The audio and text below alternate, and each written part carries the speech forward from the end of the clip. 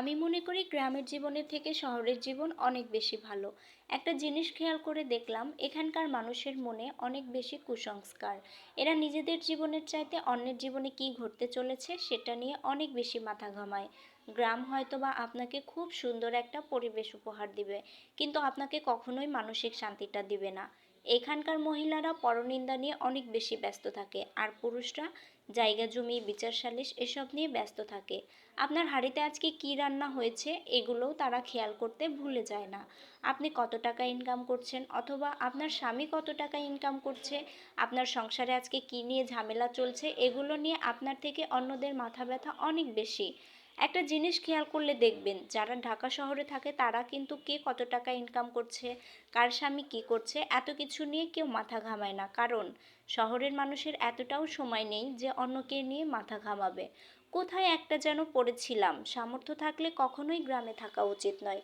গ্রামে 100 বিঘা জমির মালিক হওয়ার চাইতে শহরে 2 শতক জমি কিনে বাড়ি করা অনেক ভালো, অনেক বেশি সম্মানের আর অনেক আরামদায়ক।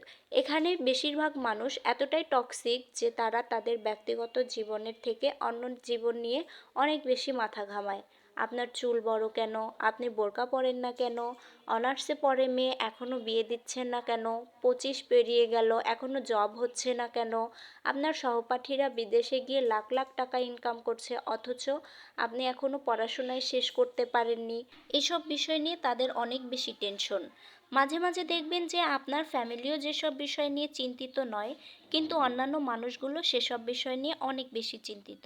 আর একটা সবচেয়ে বড় বিষয় কি জানেন, আপনি এমন কোনো বাড়ি খুঁজে পাবেন না যেখানে জায়গা জমি নিয়ে বিরোধ নেই, প্রত্যক্ষ পরোক্ষ, এই ফ্যামিলি সেই ফ্যামিলি, কোনো না কোনো একভাবে ঝগড়া লেগেই থাকে।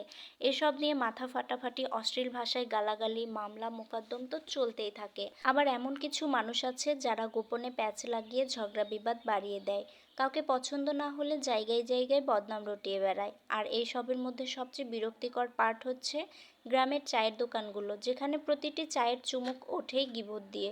এখানে কার বিয়ের পর বাচ্চা হচ্ছে না, কার বউ প্রেগনেন্ট থেকে শুরু করে রাজনীতি, অর্থনীতি, খেলাধুলা কোনোটাই গবেষণা থেকে বাদ যায় না।